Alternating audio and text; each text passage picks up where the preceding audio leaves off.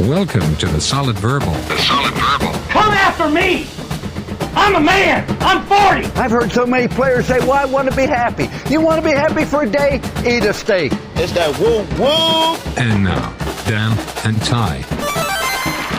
Welcome back to the Solid Verbal, boys and girls. My name is Ty Hildenbrandt. Joining me, as always, the one, the only, still the incomparable, Dan Rubenstein. And boy, do we have some technical woes to discuss after we stop recording this episode, Dan. I was going to say, if there's anything people demand more of, it's people listening to podcast hosts apologize or talk about audio quality.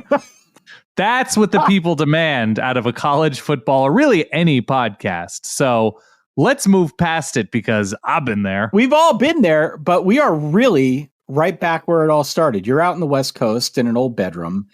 I'm in my childhood bedroom. I had to come up to Mama H's because I had Wi-Fi issues and power issues. It's been a weird weather situation over the last couple of days in Eastern PA. And so, alas, here I am on a different microphone. There you are on a different microphone. We don't have video. We barely have audio. Subscribe or follow for more content here in the college football offseason as we are about to embark on our mega Q&A episode, Dan Rubenstein. Yeah, let's start a GoFundMe to move you and your family to a more dependable area so you can work in technology. How about that? Good Lord. What a mess. What a mess. All right. Shall we just dive in? Let's go. We got questions. We got answers. Congratulations, Skippy. You've got mail. You've got mail on the Solid Verbal. We reached out to the Verballerhood. We paid homage to folks out on Discord, on Twitter, on Instagram, you name it. All the socials, email, snail mail. We didn't get any snail mail, but all of those sources were in play here as we conducted this big search for the best questions in the college football ether. Yeah. From Josh G out on Discord. I think it is fair to say Nick Saban was one of the most powerful voices in college football. The type of person whose opinions matter, at least somewhat to the sport's decision makers. Which active coach takes over that mantle? He says active coach. Active coach is kind of the key phrase there, key noun, because Nick Saban's probably not done talking about college football. I think if reports are to be believed, and I don't have any reason to doubt them, he can slide right into a broadcasting job if he wants. He's a very good talker. He's very good at articulating a point. Nick Saban rolls onto a set. Nick Saban is going to command the attention of the people, not just on the set, but the people viewing at home. So, right. In fairness, we're probably not done hearing what he has to say. But the question here, Dan Rubenstein, is which active coach takes over that? Well, he also isn't a stakeholder anymore in the same way, even though he's going to be a college football talker. So, not that I think he ever had a huge amount of sway in terms of where the sport is heading, because he doesn't run Fox or ESPN, but certainly carries weight. Certainly what he says can reverberate throughout the sport and can be heard. I don't know if his opinions or his recommendations can be enacted in the way that people who are the ones paying money to teams and conferences can have that happen for them. So who are the active coaches who can, with their platform, with their visibility, say things and have people take them seriously as for the status and future of the sport? So immediately I start thinking of guys like Jim Harbaugh. Jim Harbaugh may not be long for college football. We'll find out more about that over the next few days, I'm assuming. But he's interviewed with the Chargers, the Falcons, maybe the Eagles. Who knows what happens after that playoff debacle? Yeah. Jim Harbaugh probably isn't the answer if reports are to be believed. Next, I go to guys like Lane Kiffin. Honestly, Lane Kiffin. I go to guys like Steve Sarkisian, people who have been around the sport a while, been in this business forever. They're names that people know. And we know that Lane has been outspoken about key issues in college football. If Steve Sarkisian chooses to assert himself in those conversations as well, I think he would command respect of a room. I think your boy, Dan Lanning. Could be. May not be quite as accomplished as some of the others. He's very social media forward. He doesn't seem like he is afraid to interject. He certainly was not afraid to make a video that turned speculation over his employment into a recruiting pitch. So it seems like he's crafty with words. And if he has a little bit more success and can gain some more credibility, perhaps he becomes one of those trusted voices. I think the big theme here is essentially, it's not just one dude. It's a bunch of guys now that are going to have to pick up the pieces and sort of piecemeal this thing together to form a collective Saban, if you will. Do you think that the most powerful college football speaker in terms of speaking on behalf of the sport is a current head coach? If you took that qualifier out of it, like whose words have the biggest effect, reverberate, once again, I use that word, in the most pronounced way as it relates to college football? Like who, if somebody decided to tweet something out or go on TV or whatever and said something that they felt in their haunches or whatever, who is that person? I think there's only one person to me that strikes me as like, if this person speaks, he or she has the best chance of being heard and being reacted to seriously. Is it Kirk Herbstreit? I think it's Kirk Herbstreit. Just because of, I think it's not necessarily because, I mean, it is because of his platform. It is because of his visibility, but he calls the biggest ESPN ABC game each week, and he's on the biggest college football show each week. You know, I don't know if numbers are holding steady or going up or going down or whatever with the Fox, and I'm speaking like an old man, with the Fox show, with Big Noon Saturday, whatever. But it seems that he is the most familiar face and most familiar college football talker. And anytime he says anything, like, remember a couple of years ago when he was at the Rose Bowl and he seemed way overtired, and he was sort of lamenting the fact that Ohio State receivers weren't playing, and where's this sport heading? And it was a big deal what he had to say, whether or not you agreed with it. And I just think somebody even as famous as Nick Saban or Jim Harbaugh, Kirby Smart, Lane Kiffin, Chip Kelly, James Franklin, Dan Lanning, any of these guys, I just don't think you're going to see the national repetition of their views in the way that you'll see for Kirk Herbstreit. So I think that's actually like the pivot answer I have. If we're talking about an active coach, I think all of the names you mentioned are smart. Kirby Smart is the most successful, but I don't think he is the most famous or even the most recognizable face or voice. And he hasn't been super outspoken on a national level about national issues. He hasn't gone out of his way to stick his nose in any of these issues. He talked about the Florida State Bowl situation and how it needs to be resolved and fixed. And sure, certainly if he keeps having the success that we've seen, he can say whatever he wants, right? He's going to have a certain amount of impunity to kind of speak his piece. We didn't mention Dabo. You know, Dabo's had a lot of success. I don't know if anybody views Dabo's opinion as something that really moves the needle at this point. There was definitely a point in his career, but certainly with what's gone on with him and not embracing the transfer portal or NIL and just kind of having this almost backwards approach to things in the year 2024. And I don't think he is that voice anymore, even if he still does have the platform. It's probably not in the active coaching world. The two names that you mentioned early on in your sort of conglomerate collective of coaching voices, Chip Kelly and Lane Kiffin, are interesting just because at least they have been eager to talk about the health or lack thereof about the sport and maybe how to go about fixing things or the struggles that teams, programs, players deal with. They don't shy away from topics like that. And the fact that they've coached in the NFL, give them some name recognition, face recognition. We're like, oh, Chip Kelly coached the Eagles and 49ers. Oh, Lane Kiffin briefly coached the Raiders and was at USC and Tennessee. Like, he's been at these huge places. They're big deals in terms of like, oh, yeah, this person from Seattle or this person from, Destin or this person from Columbia, Missouri knows who all of these people are because they've been all over and they've been in the NFL. So I think that carries some weight when somebody that you immediately like, oh, what does he have to say, says something. That's it. You also mentioned James Franklin. Yeah, somebody else who I think is pretty forthright at when he chooses to be. We've tried to record this episode 3 times now, and in the first 2 you mentioned Franklin and also Chip Kelly, who I think is a really good answer as well. But got a question from our guy Ranch Hand Dan out on Discord, who were of course wrapped up in all of this Saban, Kalen, DeBoer. I'll call it drama, circumstance, happening, whatever the noun is to describe what's happening here over the last week and a half. He wants to know, with regards to Saban and DeBoer, what does it say about the state of the group of 5 that we've got two coaches who left head coach jobs to be defensive assistants in some regard on Kalen DeBoer's Alabama staff. He's referring to Mo Linguist and Kane Womack, who have left Buffalo and South Alabama, respectively, to be on this staff. Does it say anything beyond these are guys who want to move up and maybe get bigger jobs at some point? Is this any kind of indictment for you on the group of five? Yeah, of course. I mean, the whole sport is now currently an indictment on the group of five and lesser power conferences.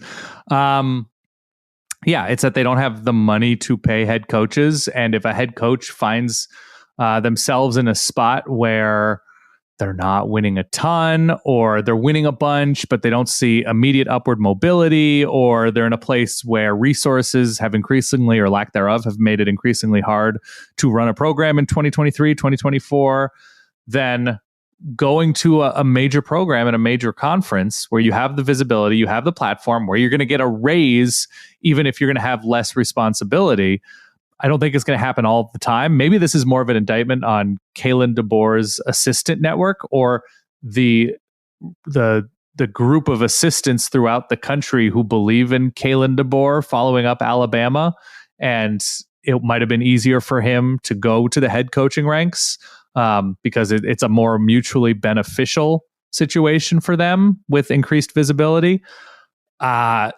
I think it'll happen more as the power conferences separate from everybody else, because as we saw with Sean Lewis at Colorado, he was able to take a job in the MAC, which is very difficult to make that jump to a power program. It happens. PJ Fleck did it. But it is that difficult where he knew he'd get more visibility, especially with Deion Sanders at Colorado and the visibility involved with coaching in Boulder, and turn that into a bigger head coaching job at San Diego State in a conference that can vault dudes to major conference head coaching jobs if you succeed there, as we just saw with Brent Brennan, San Jose State and Arizona. We saw with Kalen DeBoer in Washington, Chris Peterson in Washington. We've seen it all the time out of the Mountain West, making moves to a bigger conference. Matt Wells, Utah State to Texas Tech.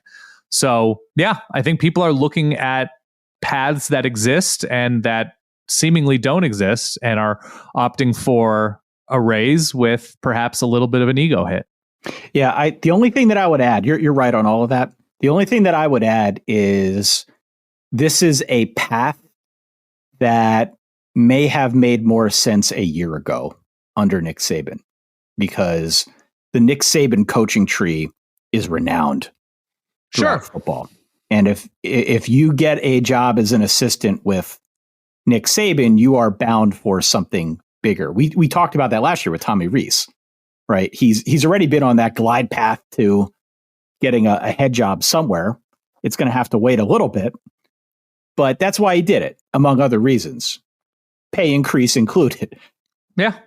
But I don't know if it's quite as clear a path now for these guys as they take essentially kind of a step down to be an assistant for a bigger program. I don't know if it's as big a slam dunk being on the DeBoer tree. I think more and more major programs, when looking at their next head coach or even next coordinator, but mostly head coach, if you're a huge place, if you're Oklahoma, if you're Michigan, if you're Florida, whatever, I think there's more and more weight put on having major program experience, that you sort of operate how you operate with the experience of knowing how some of the bigger machines work. And so when you do get that job at Oklahoma, at Michigan, at USC, whatever, you're like, oh, I know what it takes at, a top 12, top 15 place. And I'm not just coming in like, oh, wow, it's different from the last place. Yeah. And so now, right.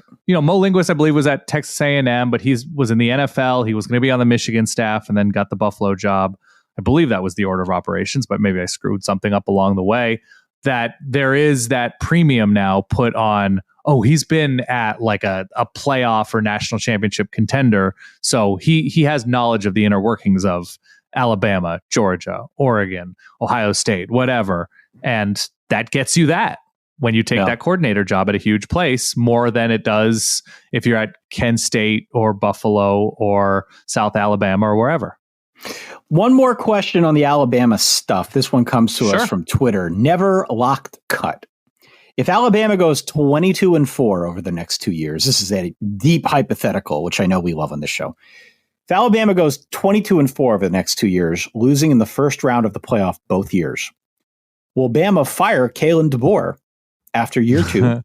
Or will they wait until they're like 5-1 midseason in year 3 and get rid of him then to get a jump on the coaching carousel? This is a very specific example. I'm going to widen the aperture a little bit if I can. Please do.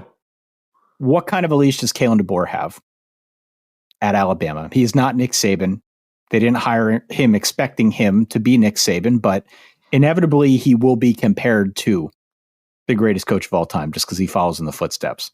What are your expectations for the board? Maximize what you have, maximize what you can get via the recruiting trail and portal, develop players, develop guys for the NFL, beat teams like Auburn and LSU, compete with Georgia, if not build to a place where you should beat Georgia sometimes if Georgia continues on this path, and do everything you can to try and appreciate Kalen DeBoer for who he is rather than who he isn't. I say in a rational way with a completely irrational sport and a rational situation. Yeah, right. But I do believe Greg Byrne is pretty bright. I think he's navigated this pretty well. All things considered, it probably would have been really nice if Nick Saban resigned after winning the SEC championship game against Georgia. And even though they're like, listen, I'm going to coach the playoff, I'm going to try to win a national championship, but my focus right now is on getting this team ready to play in the playoff and giving Greg Byrne whatever he needs in terms of finding a new guy. Just because of the portal hit and recruiting and whatever, there's no great time to do it, but yeah, outside of that, who knows? Anyway, as for 22-4, 5-1, whatever, I guess it depends who they beat. It depends how they lose, who they lose to. It depends who has made it clear that they're willing to take the Alabama job. That I think is a big deal because I don't think Greg Byrne is just going to fire a coach, get rid of a coach who's won a ton of games without having the most obvious upgrade, ready to roll as soon as he makes the call, whoever that is. So it's kind of impossible to ask or impossible to answer, but that's as close as I can get because I don't know, a coach who goes 22-4 and wins a bunch of big games at Alabama should be employed and can have continued employment. But what does his recruiting class look like? How active are they in the portal? Are people showing up for games? Are people donating money? Like, what are all of the auxiliary occurrences around Kalen DeBoer's existence in Tuscaloosa? Do they crater as we see like Caleb Downs and Caden Proctor and all these guys enter the portal and have Alabama's roster look friggin' barren right now? I don't know. That's what concerns me. The talent acquisition model. And we talked about it when we did the, I guess, Kalen DeBoer special the other day. Like, the recruiting operation at Bama was very successful, not just because they threw a ton of resources at it, but because it was in Nick Saban's image. You were, in some cases, taking a discount to play for Nick Saban. And you'd be wise to do so because Nick Saban put guys in the league. Something like 44 first-round draft picks in his time at Alabama, which is ridiculous. Absolutely ridiculous. That kind of recruits itself. But without that, and now, given circumstances, I understand where guys might want to go elsewhere. But what does it look like? What does it look like from now moving forward with respect to talent acquisition? Kalen DeBoer is going to be able to pull guys away from other programs to come down and plug some of these holes at Alabama. I don't even think that's a question. But over the long haul, is that talent better than the talent that they're losing? And we've seen that slow trickle, that slow bleed out, if you will, at plenty of other places when a successful guy left and somebody new took over and it just kind of slowly collapsed. I don't think that's going to happen with Kalen DeBoer. I think he's got a pretty good track record for being a winner everywhere he has been, but he's not Nick Saban. And this is a sport that is driven by that 5-star, that 4-star talent and NIL and selling yourself to guys as somebody who can put them in the NFL. And if he can't do that, and if there's going to be like this sudden exodus away, then it's a more interesting conversation. And I think that's kind of where I go with my answer here. I'm, of course, beating Auburn and winning something, going to the playoff, all of those things matter. I do think the new barometer for success in college football is getting to the playoff. Maybe that's not good enough at a place like Alabama, but it's at least a good start. I think it extends to the recruiting game as well. If it feels like things are trending in a different direction or just treading water and the results aren't there, then maybe it's a different conversation. But dude just got there. Give him a chance is what I say. Yeah. Well, he'll have the opportunity to make an impression, right? So he's coming in late in the process. He's coming in without relationships. I mean, he knows some recruits from, 2025, 2026, whatever. I don't know how nationally or in the South he was recruiting while at Washington. I don't believe it was that aggressively, given where their commits are coming from. So he'll have the opportunity because of the name Alabama, because of the SEC, because it's the most recognizable place in the most watched or most viewed or most accepted as the most powerful conference in the sport. So he'll get in the living rooms because of the name Alabama. He'll get, to the high schools. He'll get the calls. He'll get the texts, whatever. The problem is he's starting kind of from scratch, which from where the roster seems like it's going to be starting from, come spring, come fall. And he's not known as a dogged recruiter. It's going to take a year or two just to form these relationships with top kids from across the country who Alabama's been recruiting nationally. Alabama, Najee Harris is from California. Jerry Jeudy, I believe, is from Florida, like coast to coast. And so he'll have the opportunity to make that impression, but it's going to take patience in a sport that doesn't really reward patience anymore, especially at a place like Alabama. So I'm not saying he's set up to fail. I'm saying he has an incredible opportunity ahead of him, but man, it's where this sport is now. It's never mattered less how recognizable your uniform is. It's who's coaching me to get to the NFL, whose collective is the most competitive or making the most compelling offer, and who's in a conference that I'm going to have the ability to prove myself in front of the widest possible audience. And Alabama checks some of those boxes, but not all of them the way they used to. Let's go to Jake on Twitter. What do you make of the Brent Brennan hire at Arizona? So Kalen DeBoer was at Washington. Washington poached Jedd Fisch. There was suddenly an opening at Arizona.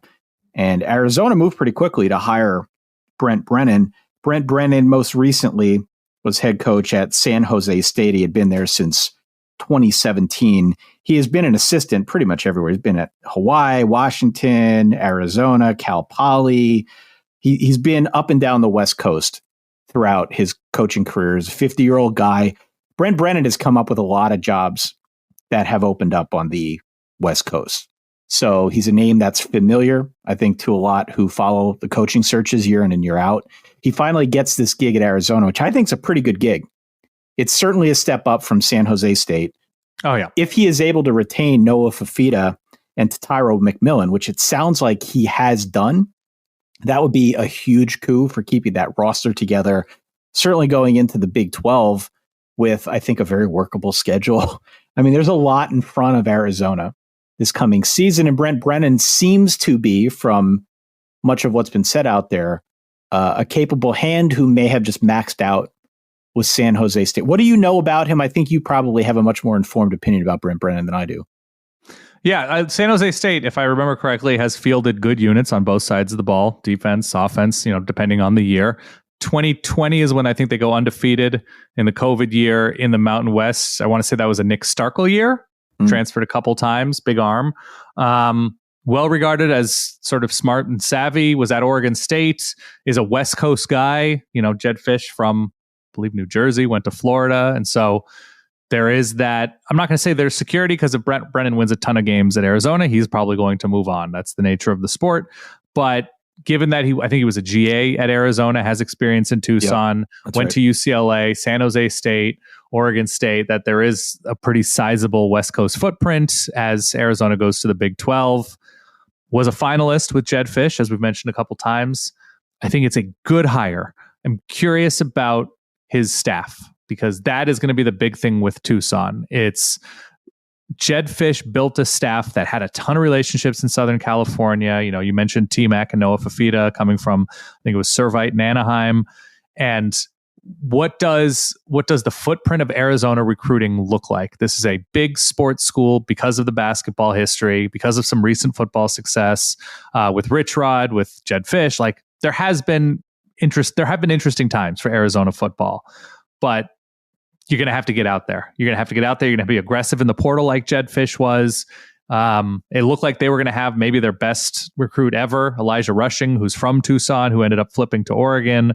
So things were still trending in the right direction for Arizona on the trail. What does Brent Brennan look like as somebody efforting to bring in as good a roster, as interesting a roster as humanly possible? Is the effort there when he hasn't been recruiting on this level either ever or in quite some time? So that to me is the fascinating thing, but I think he's a good coach. He's won games. I think they're like 26-19 the last 4 years since that, things jump started. I think the roster he inherited was pretty bad. I think they won 1 or 2 games his first couple seasons, but gradually built the Spartans up to an interesting place, a contender. So yeah, I think it's good, but I think he's going to need some killers on that staff. Let's go to Discord. Someone by the name of Agitated Cauliflower, I think. Great. Fitting that he or she would ask this question. Since Strawberry apparently died, who is the Pop-Tart Bowl mascot next year? Or which flavor, I should say. Do you have a flavor in mind? I'm a big bloob guy, Ty. Bloob? Blueberry, yeah. I think I go cherry. I think I go raspberry. I'm not much for blueberry. I'm looking at the flavors right now. Yeah, there are a bunch of options. I was on there earlier. I could see s'more. I don't want to go with any of the stunt flavors, Apple Jacks or Eggo. I don't want corporate synergy involved in my Pop-Tart Bowl. So give me blueberry. I think blueberry is pretty universally beloved. Strawberry is probably the top of the top in terms of the flavors that, people always identify nicely with strawberries. But yeah, strawberry is Nick Saban, and blueberry is probably, I'm not much of a blueberry guy, but I would go cherry. I would go raspberry. Just don't go one of the stunt flavors. I think we're in agreement there. All right. Same page. Let's go to BFits1105 on Instagram. Where does Michigan rank among national champions over the last 10 years? So just to recap, Michigan won this year. If we count back previous 10 seasons, Georgia won in 22 and 21. We had Alabama winning in 2020, 2017, 2015. We had LSU, obviously, in that 2019 season. Clemson won in 2018, 2016, and Ohio State won in 2014. So outside of Michigan, those are 5 teams. Different years. Many have won multiples. 5 different teams. I have a suspicion that the reason this question was asked is because the person who asked the question believes Michigan is the worst of those. I think that's maybe one of the only reasons you asked this question. And it's not fair to Michigan. They just won. It's tough to compare teams from different years, from different eras. I'm not very good at that. And so I'm going to come out. Maybe this is a cop-out for me. I will be blatantly honest and say I don't have an opinion on this. What? I don't have an opinion on this. Where are you at here? How do you feel? Okay. I think Michigan's defense this year, especially with how they performed against Washington, one of the more powerful offenses in this sport, not just this season, but over the past decade or something, with what the apex, what the very top of their passing game could be, what the best of Michael Penix and those 3 receivers could be, that what Michigan's defense did against them and did all season long. I think you can put Michigan's defense this year up against any unit from these teams in terms of the success they've had, the NFL level talent, the cornerbacks, the ability at the line of scrimmage. I think that's kind of self-evident at this point that the Michigan defense this year, you just have to hold in extraordinarily high regard. I think anytime you talk about 2023 Michigan, knowing Michigan fans are listening, you have to treat it like Keanu Reeves sliding under the bus to defuse the bomb at the end of Speed. You got to tread very carefully, Ty. They're a very sensitive lot. Anything remotely true but unflattering about Michigan creates reverberations and retweets. And what you did by fully ignoring Alex Orji's contributions was... Thank you, Michigan. Catastrophe. So you do have to tread carefully. Okay, yeah, you do. That's just our reality. Okay. Yeah. Where do you put them though? relative to these other teams, because I think your point about the defense is valid. And we talked about it a lot going into the championship game, right? So much of the conversation shifted to Washington and their lot of 3 NFL caliber wide receivers and their NFL caliber quarterback. Yeah. And then we also brought up, oh yeah, this is a Michigan defense that was sort of built to handle this exact situation when they play the game against Ohio State every year. And lo and behold, they handled it pretty well. They ended up winning the damn game. So I look at Ohio State in 2014. I look at some of these other Alabama teams, obviously LSU in 2019. These are all teams that had good quarterback and good receiver play. And if the national championship and really what we saw all year from Michigan is to be believed, they would be able to handle that. I guess the next question then is, what does their offense look like against some of these defenses? Because it sort of goes both ways. Yeah, I agree. Look, the 2014 Ohio State team, that's the first team that wins the 4-team playoff. That's a Cardale Jones team.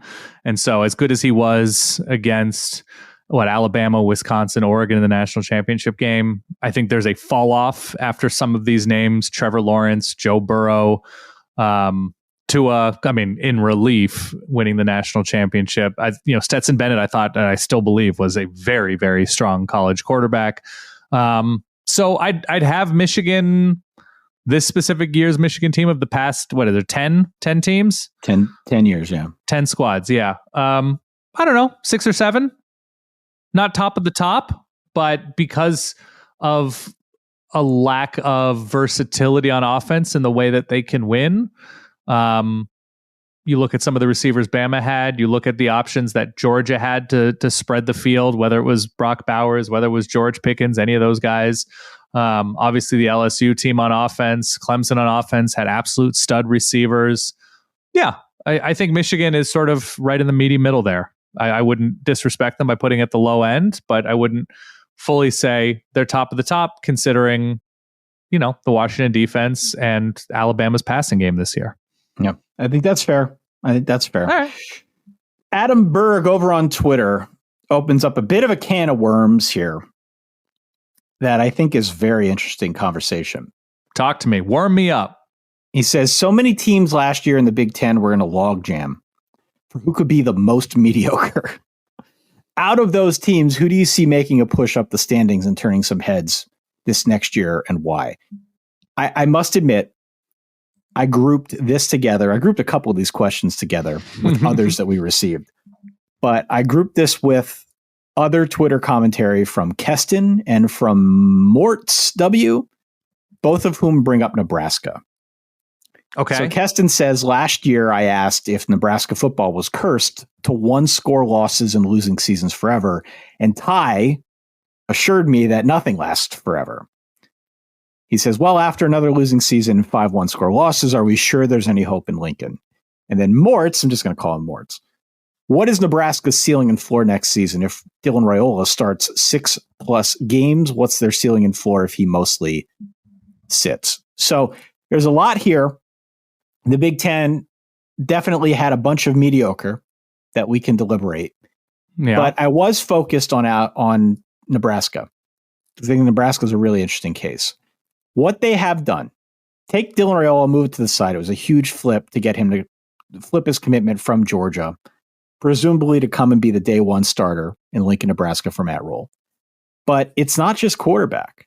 Like, they're going to have considerably more depth at running back, at receiver, along both lines, really up and down the roster. They have made it a concerted effort to go out there and add some guys who can actually put up points. Like, caught in the shuffle of the transfer portal and NIL and recruiting and the Dylan Raiola flip, they got Jamal Banks from Wake Forest come in and catch passes. They got Isaiah Nair, who I love, from Texas. He was hurt, decides he's going to transfer up there. Those are guys that are going to help. They didn't really have any of those threats this season. They also had no offensive line to speak of. So they're going to be better, I think, across the board. And also their schedule is not bad. I looked at their schedule earlier. It is tailor-made for a good start. It gets hard the final 6 weeks. They're at Ohio State. They're home against UCLA, at USC, home against Wisconsin, at Iowa. That'll be a tough stretch, but I think Nebraska is better next season. To say that they're making a push up the standings, I think by default, Adam, Nebraska is a candidate for that. So where are you at here? If you're picking a team, looking at the logjam, the mediocre logjam, let's say in the Big Ten, Right. 2024, what catches your eye? I think Nebraska missed its window in the West when it seemed like it had it before USC, UCLA, Oregon, and Washington. If nothing else, add more depth of quality to the Big Ten, if not adding depth of quality near or at the top of the conference. I think Nebraska, they miss Oregon, Michigan, Penn State this year. It's a nice place to start. Ohio State and USC are on the road. Iowa's on the road to finish out the year. It's not an easy schedule, but it starts in a pretty manageable way, right? That until I think it's like Halloween-ish, they really don't play obvious tough games. Doesn't mean they're running the table. Certainly could be 4-3 or whatever when Halloween and Ohio State roll around. But I don't know, man. When you see a program that's been down as long as Nebraska's been down, I'm just not that big of a believer in bad luck. That Nebraska is not necessarily a place that's going to eventually transform into a 10-win place in a more difficult conference. And so if you're saying, will they emerge as like the next Maryland, go 8-4, lose to teams clearly better and more talented than them, but take care of business otherwise because Matt Rule has them playing on a decent level? Okay. But to navigate this conference and become a conference power, not even consistently, but every so often, I don't see a path. I don't love thrusting Dylan Raiola into the starting job right away as a true freshman with those kinds of expectations. The whole like one of us thing anywhere, let alone Nebraska, right? We saw how it worked with Scott Frost. It's not necessarily because he is a local and a Husker that it didn't work out, but there's just a certain amount of added pressure there. I'd probably give the edge to Wisconsin. When multiple coaches seem to win at a school, Paul Chryst wins until he doesn't. Brett Bielema wins. Obviously, Barry Alvarez wins. Like, Wisconsin is a place that seems to consistently build winners with different coaches. And so from this year's morass of mediocrity in the Big Ten, Wisconsin's the school that I think I fully believe in having a good defense in the long term under Luke Fickell. I believe in them recruiting smartly. I believe in him recruiting smartly hiring smartly with assistants. I'm not sure I love the TVD transfer, but I'm a believer in Luke Fickell as an evaluator of what it takes to build a winning culture and to win 10 games. So from that mass, I think I'm more interested in Wisconsin ceiling than Nebraska or any of the other teams who are floating around bowl eligibility. So Badgers are my answer right now. And I don't have Wisconsin's schedule in front of me. I know Oregon plays in Madison, and they're going to be like a top 5-ish school. So Wisconsin misses Ohio State and Michigan this year. That's decent starting place. And I think they miss UCLA. It looks like their home road splits are pretty good because they get Penn State and Oregon at home this year. But they do get Alabama. But this is the year to get Alabama. This is the year to get Alabama as a non-conference here's team. One. So I'm okay. Rutgers is an interesting answer. I'm not expecting Rutgers to go 10-2. I don't mean so. They're that. not your answer, but they're an interesting answer. Howard, Akron, at Virginia Tech, home against Washington, at Nebraska, home against Wisconsin, home against UCLA, at USC, home against Minnesota, at Maryland, Illinois at home, and close out the year at Michigan State. They don't have to play Ohio State. They don't have to play Michigan. They don't have to play Penn State. They don't have to play any of the usual suspects that have failed them rather easily in the past. And they get a lot more old Big Ten West on this schedule. Do have both USC and UCLA. There are certainly losses on here. But I think as home road splits go, like you're really only going out to USC and you've got most of the other big travel games at home. I think it might not be a bad home road split, but I think the schedule is secretly impossible.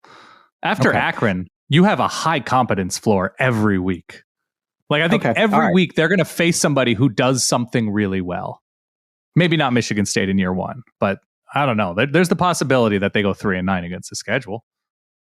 Back to Discord, sidelines PSU. Here we go. This one generated some conversation. Okay. Which happens first? the reduction of minor bowl games or conference championship games with the introduction and extension of the playoff field. So I think what the question is asking here is, are we going to see some of these smaller bowl games go the way of the dinosaur? Or are we going to see conference championship games basically become an extension of the playoffs, maybe officially at some point in the near future? Which happens first? We get rid of the bowl games, or are we going to see some sort of expansion in the playoff field with conference championship games being part of it? Are we going to go to a 16-team playoff? It's somehow incorporating conference championship games. I mean, it already is that, just not in name, as we go into a 12-team playoff. It's going to have major seeding and berth implications. So, yeah, I don't think you're going to lose the little bowl games unless people stop watching them. You know, as much as people hate that we're seeing a bunch of red shirts and opt-outs and portals and everything else with every single bowl game, you know, the New Year's Six games, we're seeing it. I don't think the empty stands matter. If there are eyeballs on TV, we're going to have them. If it's a worthwhile thing for these cities to throw these bowl games, that people show up and spend money at hotels and restaurants and Ubers and everything, the bowl games will exist.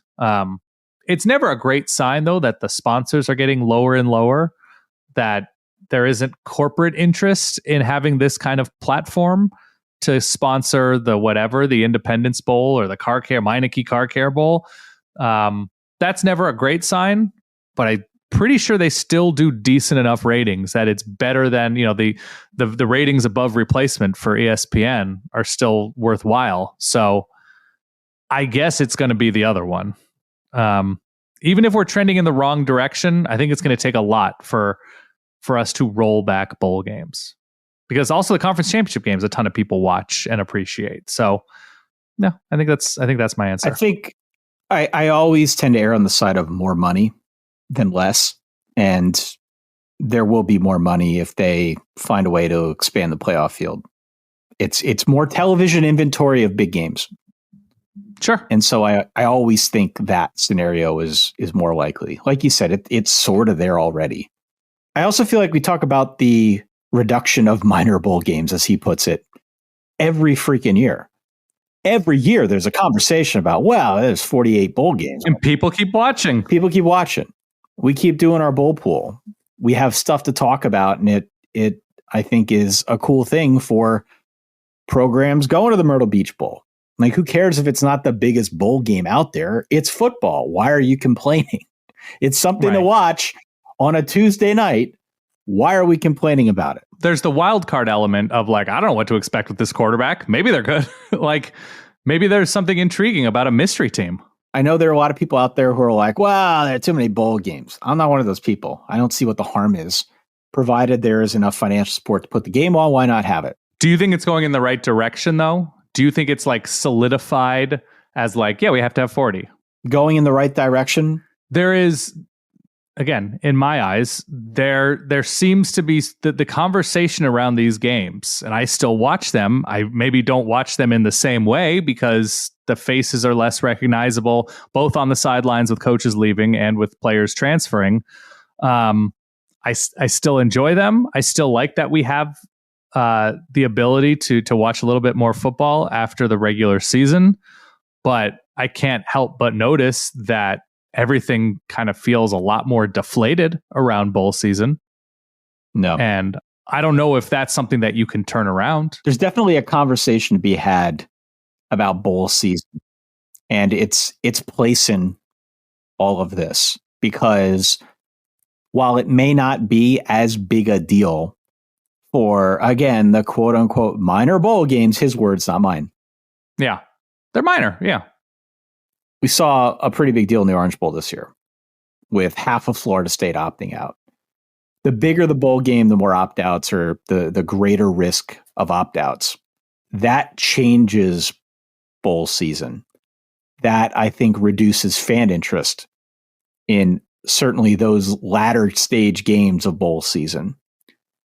I think there is an expectation from fans who live, breathe, and die college football that when you watch bowl season, you're going to get to see your favorite players. And that has been shattered over the last 5-6 years. That is what I am concerned about. And it's not because I have any stance against opting out. It's not because I have any stance against transfers or any of these odd circumstances that these guys find themselves in, trying to put themselves in the best situation moving forward. I don't fault any of them for making a decision that's best for them. But it definitely has taken bowl season and the bigger games in bowl season to a much, much different place. I don't know how you fix it. I don't know if, as part of this Charlie Baker proposal with the NCAA, where, you know, they can bring NIL in-house essentially. Right. I don't know if there is some way to write into these NIL agreements incentives, some sort of legalese that binds a player to that bowl game. I don't know if there's a way to do that or not. Somebody out there smarter than me could tell me. But I think it's going to take something like that to hold together these rosters during bowl season. Otherwise, it's going to be the same conversation year in and year out. Yeah, I mean, I'm sort of, and I haven't even talked about this in a long time, but you know how I feel about the 12-team playoff, and I'm just sort of down on where college football's postseason is heading anyway. That I just love the regular season, and I think that's what's special about the sport. But if major players, major coaches agree that bowl games, even very big bowl games, have never mattered less. And I understand the disappointment from Florida State players not making the national championship, obviously having an injured starting quarterback. Like, there are circumstances, there is important context here. But if year over year over year, the calendar is such that players and coaches feel obligated to not play in bowl games, big, medium, small, I feel like that's a message.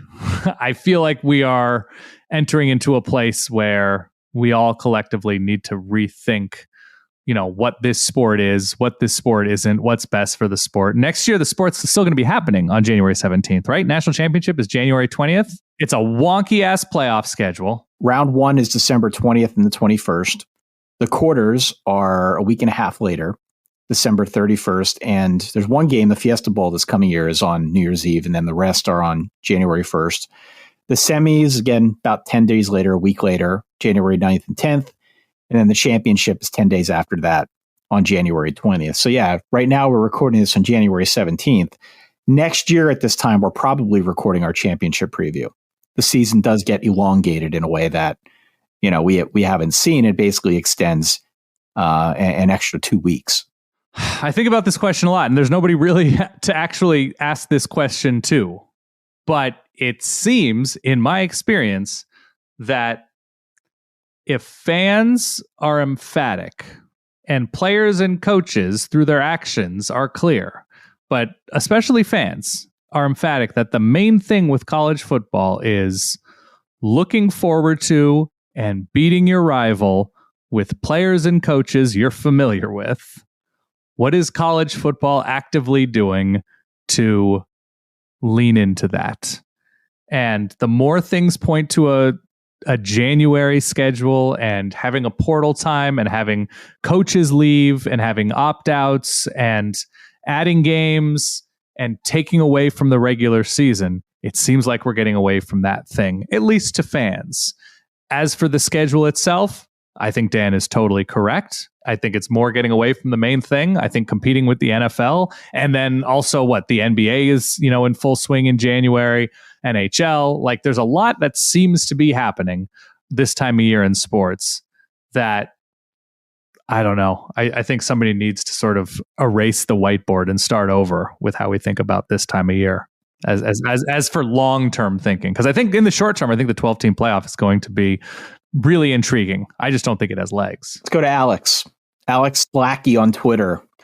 Why does the measurement of success in Power 5 football have such a discrepancy? Ole Miss is celebrating an 11-2 season, while Ohio State seemingly wants a coaching change for the exact same record. We've gotten this question a lot, and I think the answer is kind of obvious. The Ohio State program and Ole Miss programs are not exactly starting from the same spot. There's a lot more recent success with Ohio State. That's the first thing. Secondly, Ohio State has found itself the last 3 seasons now in the unenviable situation of losing to its biggest rival. It's the biggest rivalry in the sport. You lose that game, you are judged by that game. Not to say the Egg Bowl isn't big. We love the Egg Bowl. The Egg Bowl is not the game. It is to a lot of people, Ty. It is to a lot of people. To a lot of people it is, but on the national stage, the lens that we view the sport through, losing 3 consecutive years to Jim Harbaugh in Michigan is the kind of thing, if rivalries still do drive the sport, that drives fan bases crazy. And certainly not having won a championship after it felt like they were going to be in it every single year since 2014. It's been a minute. Ohio State people have been stewing over that for a while. Ole Miss, I don't think necessarily holds itself to that same standard. I think they'd like to get there, but I think there's been recognition that this is not exactly a program starting from the same spot as Alabama, as Georgia, right? I mean, they're still trying to build this juggernaut. Ohio State's been there. I think it's all, 247's fault, right? If you recruit on a top 5 level consistently, you should have top 5 results. That's the line of thinking anyway. If you're a place like Ohio State, Alabama, Georgia, whoever, that if you have the resources to hire and keep a great coach and a great staff, and you're able to bring in supposed talent and elite talent at a clip that's far more robust than everybody else in the country, then if you're deeper, if you're faster, if you're bigger, if you're stronger, if you're more advantaged than everybody you play, then you should be winning 11 games at least every year. And anything less is a disappointment because you're putting everything into winning 11 games a year.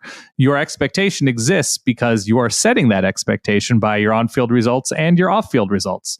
I think college football fans are super savvy.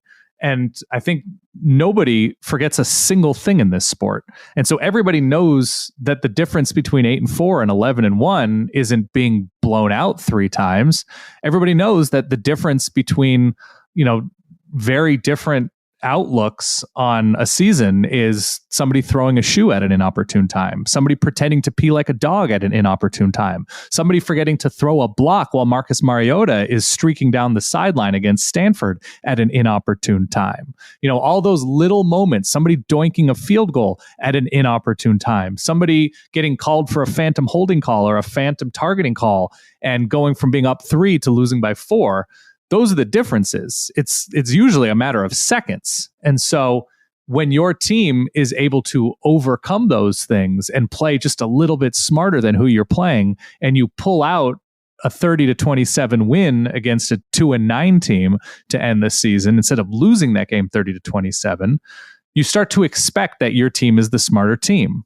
And so when reality hits you that your team is not the smarter team, that your coach and your offensive coordinator are making more boneheaded decisions than who you're playing against, and you end up 8-4 instead of 11-1, then expectations and disappointment sets in because you know how close, the razor thin difference between going 9-3, 11-1, 12-0. And so that's why I think expectations change. And so if you're a fan used to a team flubbing it far too often and letting wins go by the wayside and leaving wins on the field, then you sort of get used to it. And so when you don't and you go 11-1, 10-2 like Ole Miss does this year, it's incredible. It's incredible that you didn't lose those tight games in stupid ways. And that's worth celebrating. And it's also worth being infuriated at if you're Ohio State and you lose that game to Nate Stanley in Iowa, demolished, or you lose that game to Rondale Moore in Purdue, or you lose that game 3 years in a row to Michigan. That's the difference to me. It's that everybody remembers everything. And so if you're remembering the bad, you celebrate the sneaking by and not being bad. And if you remember the excellent, then merely being good is disappointing because you remember what it took to be excellent. 2 more here. Let's get personal. Okay. About 6'1", 176-ish, depending on what I last ate. Bennett out on Discord wants to know how he convinces his wife to let him go to every single Michigan State home game next year. He adds, as a parenthetical, that he lives in Atlanta. Do you have anything in your life that would fall under this category that you feel like you would need to convince solid wife Kate, probably not to go to every home game of a team or something, but like would you have some kind of stretch sports fandom goal that you would have to kind of sell Kate on?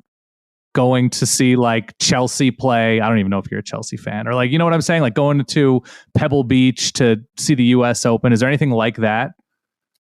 I mean, one thought that came to mind was, I'm not announcing anything. We have no idea how we're going to handle the playoff next year. Right. But, you know, there is a stretch of games there over a month and a half where it's historic. It's the first time they've ever done it. And there is a world in which we maybe want to go to one game each round. That would be a hard sell. That would be a tough sell. Through the holidays, with it being, you know, that time of year where people are seeing friends and family and there's a lot going on, that's a tough sell. Sure. And so I don't know how you would even go about trying to construct this argument. Unless maybe you can make up a story about being part of the staff. Like maybe there's a Connor Stallions angle here, or at least a story here. They need me? That they need Bennett to be there in East Lansing to help the team achieve its goals. I would probably go the Royal Tenenbaum route and fake a terminal illness. Be like, look, this is my last hurrah, and this is what I want. Probably not that ethically. It's probably kind of gray area at best. No, I mean, you just got to be honest. Honesty is the best tactic, and say, look, it's super important to me, and we'll figure something out that's super important to you, and we will try to create balance in the universe. I think honesty is the best tact in this situation. Otherwise, I don't know. That's a tough ask. That's a tough one. I can't pull it off. No, I don't think I could pull that one off either. But we're in a different situation. At least in our case, maybe we'd have work to use as our excuse, which is a viable excuse, even if it's not something that's going to win anybody over. If you were invited to, if one of your friends was randomly able to secure incredible tickets to El Clasico in Barcelona, incredible seats, maybe in a suite, something like that, where like it's just like a bucket list thing. But it were happening, if it was going to happen on Kate's birthday or your anniversary, do you think you could navigate that? I could navigate that. Yeah, okay. I think I could navigate that. What would be the toughest day to navigate? Yeah, probably one of the holidays. A World Cup final on your like 20th anniversary. One of those days. Not even anniversary. I can navigate anniversary. I think it'd be okay. Birthday. But birthdays, Christmas, holidays, Easter. Yeah. Final question here from Instagram. This is for you, Dan. It asks, as a neighbor, what are Dan's thoughts on Northwestern's stadium plans? So they're expanding Ryan Field, right? Yeah, I think they're like fully demolishing it and rebuilding it. And I don't know the latest with it. I know that they were pitching it for concerts and events, but I think that might be rolled back a little bit. The people in Evanston are either very excited for things to be revamped because you haven't been to Ryan Field, I assume. I mean, you've been like outside of it. Yeah, I was outside it with you when we ate pizza or had coffee or tea, whatever we did. And when we shot the video last year. It's the ultimate ethos in the Big Ten of an atmosphere. It's the ultimate, like, I think Northwestern went 5-1 at at Ryan Field this past year because there's no atmosphere. You are preparing for a knuckling atmosphere. And so it is a bummer. It is depressing. I don't know if Northwestern's a place that's ever going to be able to attract its student body to go crazy and attract, people. Chicago's obviously a very pro sports town. So I don't know if it's ever going to be a place that like people are in a frenzy over, as much as we like to enjoy joking about purple running into the streets because Northwestern beat Minnesota or whatever. It looks like it's going to be nicer. I don't know what the concert status is, but I'm for it because it seems like that area of Evanston, it's the nicer area of Evanston, but it can always, any place could always use better restaurants and better things to do. And I think they're revamping a bunch of that area. So I'm good with it if it has any more character than Northwestern currently has, which is none. All right, there you go. Appreciate everybody's questions. We had a bunch that we couldn't get to. But we can record more for Patreon if that's cool. Do you want to record now more for Patreon? Yeah, I would love to. All right. For that guy over there, my good friend Dan Rubenstein, for myself, Ty Hildenbrandt, make sure you hit subscribe. Make sure you hit follow. Yeah, let's flip it over to Patreon. We'll include this as some bonus content that you can find out at verballers.com. In the meantime, as always, you know the drill, folks. Stay solid. Peace.